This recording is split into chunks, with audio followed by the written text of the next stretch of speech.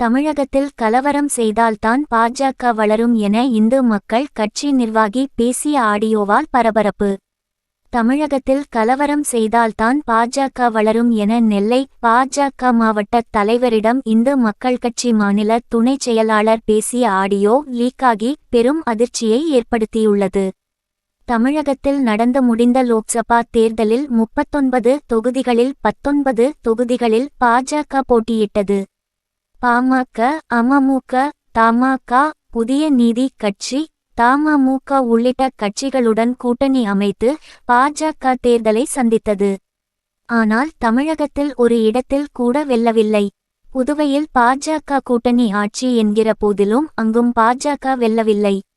இந்த நிலையில் தமிழகத்தில் கலவரம் செய்தால்தான் பாஜக வளரும் என இந்து மக்கள் கட்சி நிர்வாகி பேசிய ஆடியோ வெளியாகி அதிர்ச்சியை ஏற்படுத்தியுள்ளது. இதுகுறித்து அந்த கட்சியின் மாநில துணைச் செயலாளர் உடையார் என்பவர் நெல்லை பாஜக மாவட்ட தலைவர் தமிழ்ச்செல்வன் என்பவருக்கு போனில் பேசியுள்ளார். அதில் தமிழகத்தில் பாஜக எங்குமே வெல்லவில்லையே என இருவரும் கவலை தெரிவிக்கிறார்கள். இதைத் தொடர்ந்து நெல்லையில் நயினார் நாகேந்திரன் பணத்தையெல்லாம் கட்சியினரை நம்பி கொடுக்காமல் அவருடைய உறவினர்களை நம்பி கொடுத்துவிட்டார். ஆனால் அவர்கள் யாருமே வாக்காளர்களுக்கு பணத்தை விநியோகிக்கவில்லை.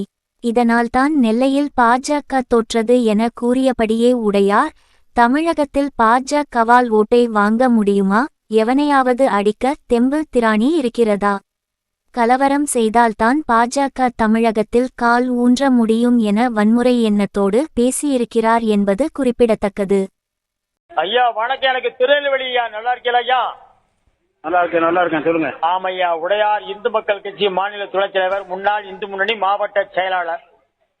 தெரியுது. சொல்லுங்க. நல்லா இருக்கேன். என்னாச்சு, 40 இடத்துலயுமே நம்ம ஜெயிக்காம போயிட்டோமா தமிழகத்துல? ஆமா. பெரிய வேதனையா இருக்குது போல் தெரியும் நமக்கு. ஆமா. என்னஜி, என்ன சமாச்சாரம்? நம்ம ஆட்கள் யாரும் வேலையை செய்யல, உள்ளடி வேலை செஞ்சுட்டாங்களா? அந்த மேயருக்கு செஞ்சானுங்க எல்லாம் முன்னால நெல்லையில. இப்போ வந்து தெரியுது. சொல்லுங்க ஜி. ஏற ஒழுங்கா செய்யல அப்படிங்கறது உண்மை. ஆமா, கொடுத்த பணத்தை வாங்கி அவன் வீட்டு கொண்டு வச்சான். 9,000 பணம் கொடுத்தாரு. எல்லா பேரும் வாங்கி வீட்டுக்குள்ள வச்சு படுத்துக்கிட்டானுங்களா? சக்கரையை வச்சுக்கிட்டு வாயில சீனிச்சு சாப்பிட்டுக்கிட்டு உட்காந்துட்டாங்களா? அதாவது அவர் கொடுத்ததும் அவரு பூரா கட்சிக்காரனை பார்த்து கொடுக்கல. அவரு வேண்டிய ஆட்கள் சொந்தக்காரன ஒரு டீம் போட்டிருந்தாங்க. சரி, அது அப்படி போய் அது கொஞ்சம் கொலாப்ஸ் ஆயிட்டு ஏற்கனவே வாங்கினவனும் கொடுக்கல. ஒழுங்கா ஆமா கொடுக்க போட்டிருந்த ஆட்களுக்கும் அண்டர்ஸ்டாண்டிங் இல்ல. ஏன்னா கட்சிக்கு வெளியே உள்ள ஆட்கள் வந்து சொல்லும் போது நம்ம வருஷம் பூரா வேலை பார்த்துட்டு இருக்கோம். இன்னைக்கு நம்மகிட்ட அதிகாரம் பண்ணி அவர் சொந்தக்காரன் வந்தக்காரன் வந்திருக்கணும். அதுலயே ஒரு பிரச்சனை வந்துச்சு. இந்த கேசவ நாயகர் இருக்காரு, மாநில பொறுப்பா இருக்கிறாரு. இவர் என்ன செஞ்சுட்டாரு?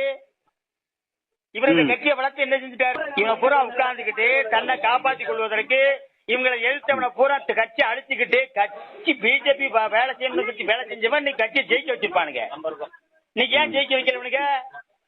எங்கேயாவது இவனால ஓட்ட வாங்க முடியுமா? எவனையா மறிச்சு அடிக்க தெம்பு திராணி இருக்கா? கலவரம் பண்ணாதான் பிஜேபி தமிழ்நாட்டில் கால் ஊன்ற முடியும்.